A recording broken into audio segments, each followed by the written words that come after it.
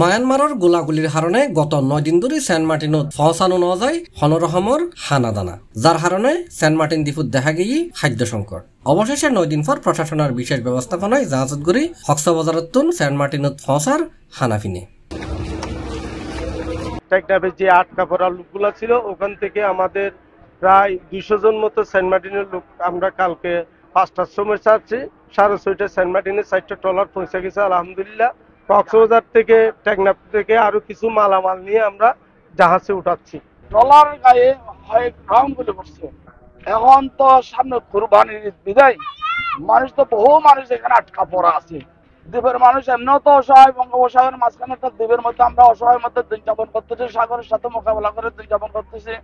এর মধ্যে পাশাপাশি হঠাৎ করে মিয়ানমারে তাদের কারণে অথবা কে বা কারা গুলি ছুটতেছে, এটাও আমাদের একটা বড় একটা সমস্যা হয়ে দাঁড়াইছে। যার কারণে ডিসি একটা মহৎ উদ্যোগ নিয়েছে, সেটার জন্য আমি আবারও ডিসিকে ধন্যবাদ জানাচ্ছি। জুনের 14 তারিখ শুক্রবার বেলা 11টার দিকে কক্সবাজার শহরের বিআইডব্লিউ ঘাটত প্রায় 150 টন মালামাল এবং আটকা পড়া মানুষজন লইরে সেন্ট মার্টিন যার বারোলিয়া জাহাজ। আর এই জাহাজ সেন্ট মার্টিনত খানা আলফিনে লইরে পৌঁছিলি এডিয়ার খাদ্য সংকট কমিব বলে আশা করা হয়। আজ আসছি 10-12 দিন বাচ্চা লই মেডিকেল যাচ্ছে চিকিৎসা লয়, তারপর সেন্ট মার্টিন যাওয়ার জন্য রওনা হইলাম। হঠাৎ মারে কি গোলাগুলি, আবার ব্যাগ খাইলাম, ব্যাগ খাই ওরে হঠাৎ আবার 2-3 দিন পরে ব্যাগ খাই ওরে জাহাজ যেতে যা তখন ভালো লাগে আর কি, তাই ওরে ভালো লাগে, কত খুশি। সেন্ট মার্টিনের দুর্ভোগ এবং দুর্ভিক্ষের কথা বাংলাদেশ সহ তথা বিশ্বের আনাচে কোনাচে পৌঁছে দিয়েছে। এই জন্য আপনাদেরকে ধন্যবাদ জানাই জেলা প্রশাসক মহোদয়কে এমন একটা সুন্দর উদ্যোগ করে দেওয়ার জন্য।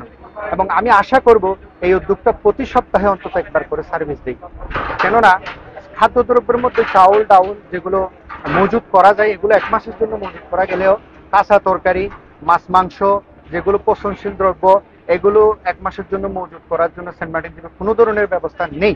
সেন্ট মার্টিন বাসী স্থানীয় সেন্ট মার্টিন আরাইলাম টেকনাফ তাই দীর্ঘদিন প্রায় 10 দিন মতো আটকায় আসছিলাম।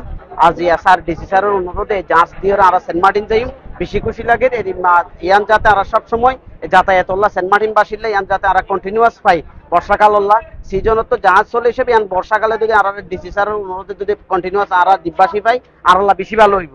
কক্সবাজার জেলা প্রশাসনের সহায়তায় 150 টনের বেশি খাদ্য লইরে এবং বিভিন্ন ব্যবসায়ী হলর খাদ্যপণ্য সহ প্রায় 200 টন খানা সেন্ট মার্টিনের উদ্দেশ্য লই গিয়ে এমবি বারোলিয়া জাহাজে। এই ব্যাপারে কক্সবাজারের অতিরিক্ত জেলা প্রশাসক ইয়ামিন হোসেনে সিপ্লাসরে হয়।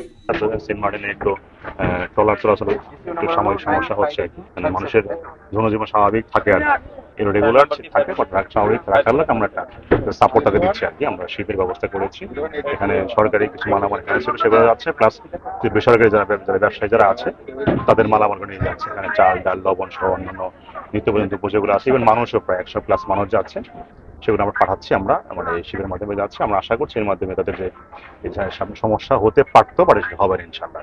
স্থায়ী সমাধান তো একটু ডিফারেন্ট বিষয়, ওই দেশের উপরে সীমান্তে অস্থিরতা চলছে আর কি, আপনারা জানেন আর কি। আমরা চেষ্টা করছি যেন সেন্ট মার্টিনের মানুষ ভালো থাকে আর কি।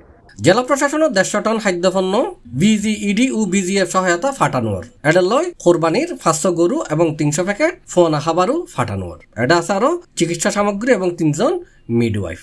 আশা করা যায় এসব খানায় সেন্ট মার্টিন বাসী হলে 1 মাস পর্যন্ত চলিত পারিব।